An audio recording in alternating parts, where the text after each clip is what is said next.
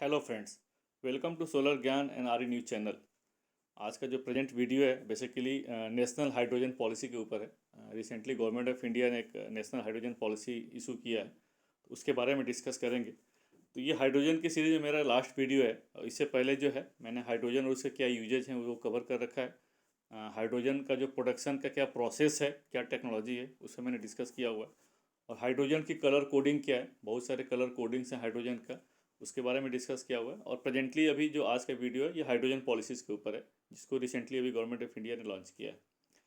तो हम एक्चुअली जो हाइड्रोजन की बात कर रहे हैं, तो ग्रीन हाइड्रोजन जो है, जो ग्रीन हाइड्रोजन की पॉलिसी लॉन्च किया है, तो ग्रीन हाइड्रोजन का एक्चुअली प्रोडक्शन कैसे है। तो ये जो प्रोसेस है बेसिकली, ये जो प्रोसेस है इलेक्ट्रोलिसिस प्रोसेस के थ्रू हम लोग प्रोडक्शन करते हैं। इसमें क्या होता है, वाटर को जो है स्प्लिट करते हैं, और स्प्लिट करने के लिए जो पावर की जो रिक्वायरमेंट होती है इलेक्ट्रोलिसिस प्रोसेस में, उस पावर को जो है अगर रिन्यूएबल एनर्जी के थ्रू फुलफिल किया जाए, अगर रिन्यूएबल एनर्जी के सोर्सेस से अगर पावर आती है, तो इस प्रोसेस में जो हाइड्रोजन का जो प्रोडक्शन होता है, इस हाइड्रोजन को बोलते हैं ग्रीन हाइड्रोजन। तो ये बेसिकली वही है, इलेक्ट्रोलिसिस प्रोसेस में जो पावर जो है, इनपुट्स पावर अगर आ रही है, रिन्यूएबल एनर्जी पावर है, और इसमें जो हाइड्रोजन प्रोडक्ट प्रोड्यूस हो रही है, that is the green hydrogen. इसी ग्रीन हाइड्रोजन की बात हो रही है। तो जो नेशनल जो है ग्रीन हाइड्रोजन की जो पॉलिसी है, उसको डिस्कस करने से पहले थोड़ा सा मैं आपको बता दूं कि नेशनल हाइड्रोजन मिशन है क्या चीज़। तो 15 अगस्त 2021 को जो प्राइम मिनिस्टर ऑफ इंडिया जो है, उन्होंने एक नेशनल हाइड्रोजन मिशन का अनाउंस किया था बेसिकली। और उसका मेन जो एम और ऑब्जेक्टिव क्या था, with an aim to cut down carbon emission and increase the use of renewable energy, aligning India's efforts with global best practices in technology policy and regulation. तो basically अभी आज की date में जो hydrogen का जो प्रोडक्शन किया जा रहा है, मेनली जो नेचुरल गैस और कोल के थ्रू प्रोड्यूस किए जा रहे हैं। और इसमें अगर हम लोग इस जो हाइड्रोजन का जो प्रोडक्शन है, तो इसको हम लोग ग्रीन हाइड्रोजन में कन्वर्ट कर दें। मतलब ये है कि अगर जो प्रोडक्शन है रिन्यूएबल एनर्जी के थ्रू हम लोग अगर प्रोड्यूस करें, जिसको हम लोग ग्रीन हाइड्रोजन कर रहे हैं, तो मेन टारगेट यही है। और इसका बहुत सिग्निफिकेंस है, आगे और डिस्कस करेंगे क्या सिग्निफिकेंस है, क्यों हम कंट्री के लिए क्या रिक्वायरमेंट है, ग्रीन हाइड्रोजन क्यों ज़रूरी है, तो अभी हम आगे डिस्कस करते हैं। तो लेकिन जो फाइनल बेसिकली जो इसका डॉक्यूमेंट है, जो नेशनल हाइड्रोजन मिशन के जो डॉक्यूमेंट्स हैं, क्या उसमें टारगेट हैं, क्या गवर्नमेंट ऑफ इंडिया जो इंसेंटिव दे दे रही है, ये अभी पब्लिकली अभी अनाउंस अभी पब्लिकली नहीं है। तो अभी जो एज पर मीडिया रिपोर्ट की अगर हम लोग बात करें, तो ये अभी अंडर प्रोसेस ऑफ अप्रूवल है, और हो सकता है कि जल्द ही जल्द इसको लॉन्च कर दिया जाएगा। तो अगर हम लोग बात करते हैं कि हाइड्रोजन जो है, ग्रीन हाइड्रोजन की क्यों ज़रूरत है, और कंट्री जो है, गवर्नमेंट क्यों इतना फोकस कर रही है, तो थोड़ा सा हमें समझना पड़ेगा एनर्जी सिक्योरिटी के पॉइंट ऑफ व्यू से। तो आज की डेट में जो है 85% जो ऑयल की रिक्वायरमेंट हम बाहर से इंपोर्ट करते हैं, और जो गैस की जो टोटल जो रिक्वायरमेंट है उसका 53% जो हम लोग बाहर से इंपोर्ट करते हैं। तो एनर्जी सिक्योरिटी के पॉइंट ऑफ व्यू से जो है, हाइड्रोजन जो है बहुत ही सिग्निफिकेंट हो जाता है।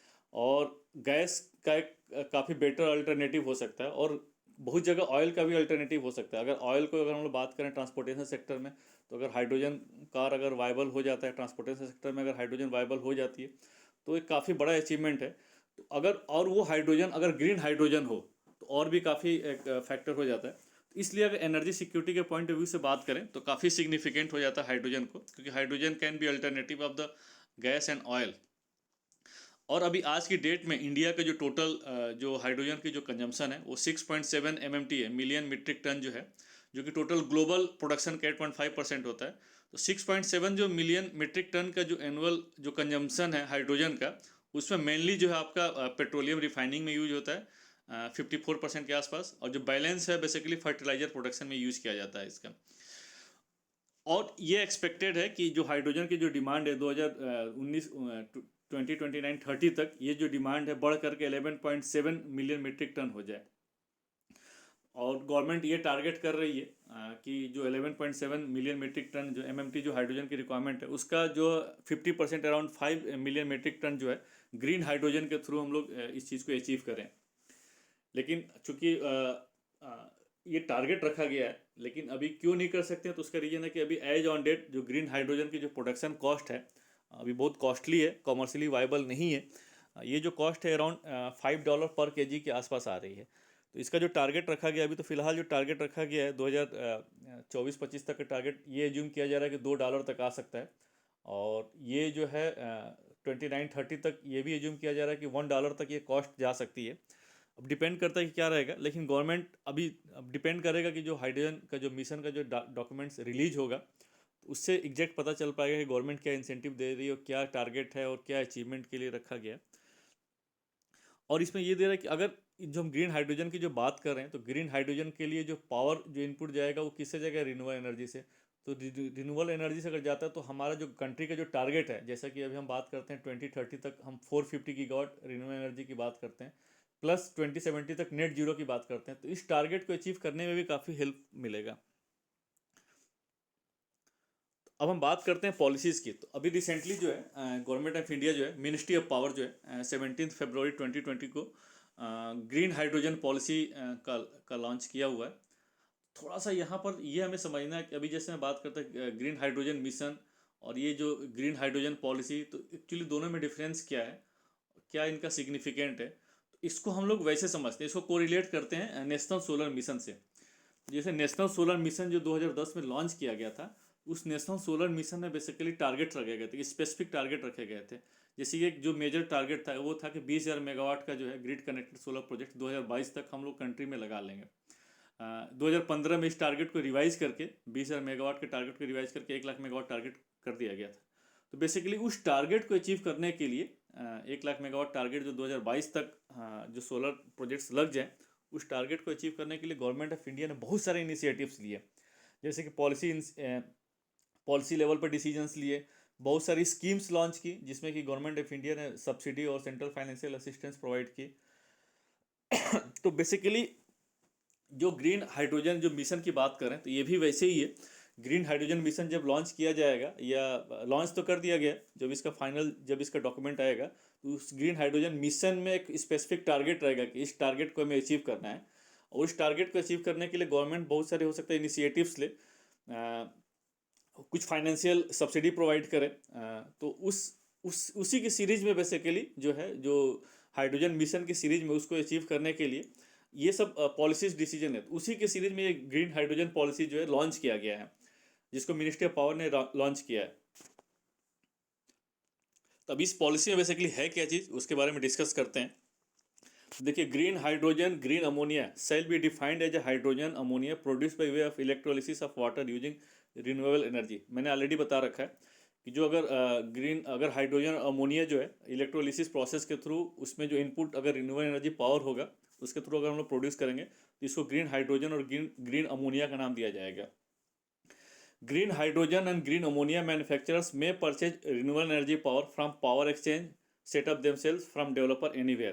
तो बेसिकली इसमें सारे ऑप्शंस दिए गए हैं, जो मैन्युफैक्चरर्स जो हैं, जो मैन्युफैक्चरिंग प्लांट लगाना चाहते हैं ग्रीन हाइड्रोजन, मतलब हाइड्रोजन प्रोड्यूस करने के लिए और अमोनिया प्रोड्यूस करने के लिए, और उनको अगर रिन्यूएबल एनर्जी पावर चाहिए, तो वो पावर जो है पावर एक्सचेंज से परचेज कर सकते हैं, या अपना खुद का रिन्यूएबल एनर्जी पावर प्लांट लगा सकते हैं, या किसी थर्ड पार्टी या डेवलपर उनके बिहाफ पर जो है वो रिन्यूएबल एनर्जी का पावर प्लांट लगा सकता है। तो सारे इसमें मोड ऑप्शन दिए गए हैं। लेकिन अगर थर्ड पार्टी या अपना खुद का भी अगर पावर प्लांट लगाते हैं कहीं दूसरे लोकेशन पर, को लोकेटेड नहीं है, अगर कहीं दूसरे लोकेशन पर लगाते हैं, उस केस में जो है पावर को ट्रांसमिट करना पड़ेगा, उसके लिए ओपन एक्सेस की रिक्वायरमेंट पड़ेगी। तो उसमें जो है ओपन एक्सेस के रिक्वायरमेंट के लिए बोला गया है कि open access will be granted within 15 days of receipt of application. 15 दिन के अंदर ही अगर आप अप्लाई करते हैं तो आपको ओपन एक्सेस दे दिया जाएगा। लेकिन थोड़ा सा यहाँ पर हमें ये समझना पड़ेगा कि जो इलेक्ट्रिसिटी जो है, पावर जो है, बेसिकली ये कॉन्करेंट सब्जेक्ट है, और centre as well as state दोनों के जुरिडिक्शन में आता है। लेकिन अगर मान लीजिए किसी पर्टिकुलर स्टेट में है, एक ही स्टेट में अगर को लोकेटेड नहीं है, दूसरी जगह है, उस केस में भी उसको ओपन एक्सेस की जरूरत पड़ेगी। लेकिन ओपन एक्सेस उस केस में स्टेट रेगुलेटर प्रोवाइड करता है, वो स्टेट गवर्नमेंट के जुरिडिक्शन में आ जाता है। तो वहाँ पर इस रूल को कैसे फॉलो करेंगे उस पर डिपेंड करता है। सेम जो इसमें बैंकिंग का प्रोविज़न दिया गया है कि इसमें जो है 30 डेज़ का जो है आप बैंक कर सकते हैं। अगर मान लीजिए पावर की जो रिक्वायरमेंट है उसके थ्रू अगर आपको एक्सेस पावर हो जा रही है, तो उस केस में आप 30 दिन तक जो है बैंक कर सकते हैं डिस्कॉम के साथ में। मतलब 30 दिन के अंदर फिर दोबारा आप यूज़ कर सकते हैं उस पावर को, अभी देख करके फिर दोबारा यूज़ कर सकते हैं। और इसमें जो चार्जेस की बात की गई है, तो बैंकिंग चार्जेस जो है, जो स्टेट रेगुलेटर है बेसिकली वो फिक्स करेगा। और इसमें ये भी बोला गया है it shall not be more than cost differential between the average renewable energy power tariff and average market clearing price of day head market of that month. Basically ये है क्या चीज़, ये बोला कि जो आप बैंकिंग चार्जेज लेंगे बेसिकली, तो उस पर्टिकुलर मंथ में आपने जो अगर मान लीजिए रिन्यूएबल एनर्जी का जो टोटल परचेज किया उसका जो टोटल परचेज कॉस्ट क्या है, कंबाइंड परचेज कॉस्ट क्या है वो, प्लस अगर डे हेड मार्केट में जो इसकी जो कॉस्ट डिराइव्ड हुई है रिन्यूएबल एनर्जी की उस पर्टिकुलर मंथ में उसका एवरेज, तो उन दोनों के डिफरेंस से ज़्यादा नहीं होना चाहिए। यहाँ भी फिर वही ये बात आ रही है, इस चीज़ को जो है स्टेट गवर्नमेंट कितना रिगोरसली फॉलो करेगा ये डिपेंड करता है, क्योंकि जो बैंकिंग है या जो विद इन स्टेट अगर ओपन एक्सेस की जो बात की जा रही है वो स्टेट गवर्नमेंट या स्टेट रेगुलेटर के ज्यूरिडिक्शन में आता है। इसमें जो नेक्स्ट है, इसमें जो ISTS चार्जेस की बात की है कि वेवर दिया जाएगा। अगर आप रिन्यूएबल एनर्जी का प्लांट लगा लेते हैं 30 जून 2025 से पहले, उस वो प्लांट अगर मान लीजिए मैन्युफैक्चरिंग ऑफ अमोनिया या मैन्युफैक्चरिंग ऑफ हाइड्रोजन के लिए यूज़ किया जा रहा है, तो उस केस में अगर आप ट्रांसमिट करते हैं तो उसमें जो इंटर स्टेट ट्रांसमिशन चार्जेज जो है आपको वेव्ड ऑफ होगा, आपको चार्जेस नहीं देने पड़ेंगे। नेक्स्ट है land in renewable energy park can be allotted for the manufacturing of green hydrogen green ammonia. Ministry of new and renewable energy की एक स्कीम है सोलर पार्क स्कीम, जिसको renewable energy power park scheme भी बोलते हैं। उस scheme में government of India subsidy देती है और रिन्यूएबल एनर्जी के पार्क बहुत सारे कंट्रीज में लग गए हैं और लग भी रहे हैं। उस पार्क में अगर आप मैन्युफैक्चरिंग प्लांट सेटअप करना चाहते हैं तो आपको लैंड प्रोवाइड किया जाएगा। नेक्स्ट है government of India proposes to set up manufacturing zones, this plant can be set up in any of the manufacturing zones. फिर नेक्स्ट है distribution licensee can also procure and supply renewable energy to the manufacturers of green hydrogen green ammonia in their states at the concessional price which will only include the cost of procurement, wheeling charges and a small margin as determined by the state commission। जो जो तीनों option दिया गया था कि आप अपना खुद का प्लांट लगा सकते हैं, एक्सचेंज से पावर ले सकते हैं या किसी डेवलपर के थ्रू आप प्लांट लगवा सकते हैं।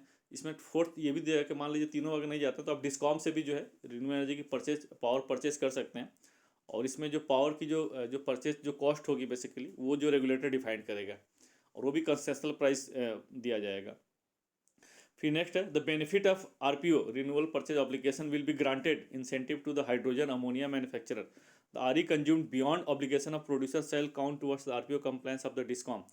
अगर जो मैन्युफैक्चरर्स हैं और उसको अगर RPO कंप्लायंस फुलफिल करना है तो जो ये परचेज करेंगे रिन्यूएबल एनर्जी पावर जो परचेज करेंगे चाहे यूज करेंगे उसको एज RPO कंप्लायंस की तरह कंसीडर किया जाएगा। अगर वो RPO कंप्लायंस फुलफिल कर ले रहे हैं उसके बियॉन्ड जो कैपेसिटी है बेसिकली जो रिन्यूएबल एनर्जी कैपेसिटी है वो डिस्कॉम भी उसको कंसीडर कर सकता है as be counted as RPO compliance of the discom. Next है to ensure ease of doing business as a single portal for carrying out all the activities including statutory clearances in the time bound manner will be set up by MNRE। वही single window clearances की बात की गई है कि single window आपको सारे clearances जो है मिनिस्ट्री प्रोवाइड करेगा। Permission will be granted in time bound manner preferably with in 13 days, आपको विद इन टाइम लिमिट में आपको जो है आपको परमिशन दे दी जाएगी और बोला है कि हो सकता है मैक्सिमम कोशिश ये रहेगी 30 दिन के अंदर आपको परमिशन दे दी जाए।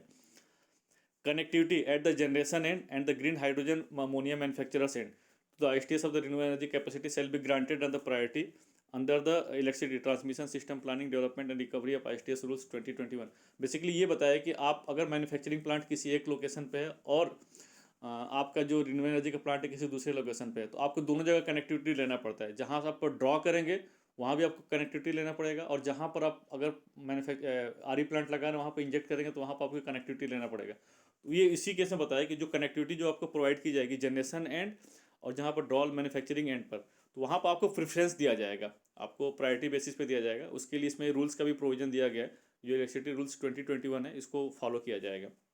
नेक्स्ट है manufacturers of green hydrogen green ammonia shall be allowed to set up bunkers near ports for storage of green ammonia for export use by shipping.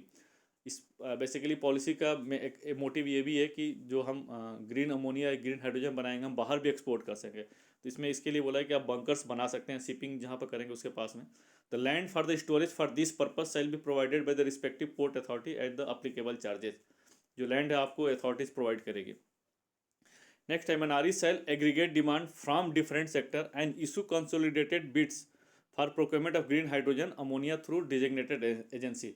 Basically है क्या चीज़ कि जो मिनिस्ट्री ऑफ रिन्यूएबल एनर्जी जो है green ammonia green hydrogen की जो demand है basically उसको एग्रीगेट करके फिर जो भी इसकी इम्प्लीमेंटिंग एजेंसी होगी उसके थ्रू बिड्स निकलवाएगी।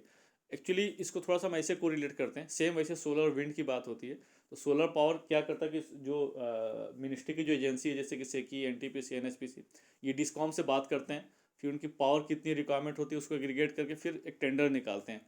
उसका मेन पर्पज़ ये है कि एक बड़ी कैपेसिटी की टेंडर निकलता है, तो उसमें जो बीडर्स होते हैं उसमें रेट जो निकल के आता है काफ़ी अच्छा रेट निकल के आता है। तो सेम इसमें भी है, अगर कैपेसिटी काफ़ी बड़ी होगी तो कमर्शियली थोड़ा सा इसमें वाइबिलिटी बढ़ जाती है, और जो मैन्युफैक्चरर्स उनको बड़ा डिमांड मिलने की वजह से थोड़ा सा कॉस्ट भी इसमें कम आ जाएगी। तो सेम मिनिस्ट्री जो क्या करेगी, सारे जो है डिमांड को एग्रीगेट करके फिर उसके लिए टेंडर निकालेगी थ्रू अपनी डेजिग्नेटेड एजेंसी जो भी निकाले।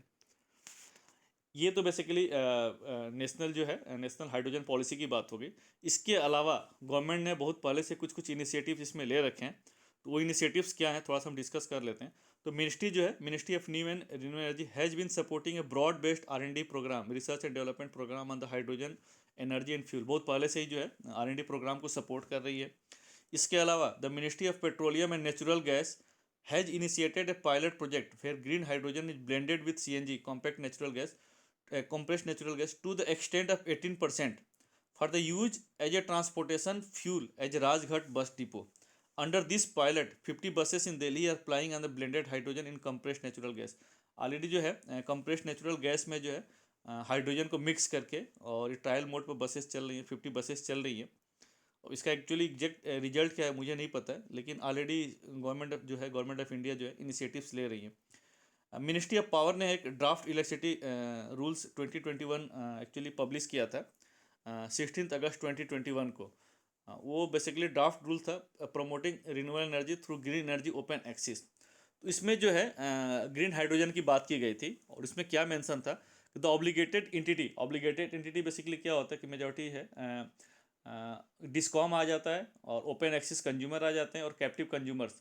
इन पे बेसिकली मैंडेटरी ये होता है कि जो ऑब्लिगेटेड एंटिटीज होते हैं उनको RPO कंप्लायंस फुलफिल करने होते हैं, और RPO जो टारगेट होती है जो स्टेट रेगुलेटर होता है वो डिसाइड करता है। तो RPO कंप्लायंस फुलफिल करने के लिए the obligated entity can also meet their RPO by purchasing green hydrogen. जो अभी जो है रिन्यूएबल एनर्जी जो है परचेज करके या सर्टिफिकेट परचेज के ही अपने RPO कंप्लायंस फुलफिल करते हैं। अब इसमें यह भी ऑप्शन दिया गया है कि आप ग्रीन हाइड्रोजन परचेज करके भी आप RPO कंप्लायंस फुलफिल कर सकते हैं। The quantum of green hydrogen would be computed by considering the equivalence of green hydrogen produce from the 1 megawatt hour of electricity from the renewable energy sources or its multiple. मतलब ये है कि जो 1 megawatt our अगर जो produce करने में जो उसके इक्विवेलेंट जितनी हाइड्रोजन प्रोड्यूस होती है, तो 1 मेगावाट आवर के इक्विवेलेंट जो है वो RPO कंप्लायंस के कंसिडर किया जाएगा। The norm shall be notified by the central commission. तो बेसिकली ये ड्राफ्ट रूल्स पब्लिश किया हुआ था मिनिस्ट्री ऑफ पावर ने, लेकिन फाइनल अभी इसका नोटिफिकेशन नहीं आया, तो अभी अंडर ये कंसिडरेशन ही है, बट ये सब इनिशिएटिव्स लिए हुए हैं। होप दोस्तों मेरा जो ये वीडियो है बेसिकली नेशनल हाइड्रोजन पॉलिसी के ऊपर, नेशनल हाइड्रोजन अमोनिया पॉलिसीज़ के ऊपर जो है, आपको अगर सही लगा होगा, पसंद आया होगा। अगर आपको सही लगा होगा तो आप लोग लाइक करिए, मेरे चैनल को सब्सक्राइब करिए, फिर अपने दोस्तों को फॉरवर्ड करिए। फिर आपसे मिलते हैं नेक्स्ट वीडियो में नए टॉपिक के साथ। थैंक यू, जय हिंद।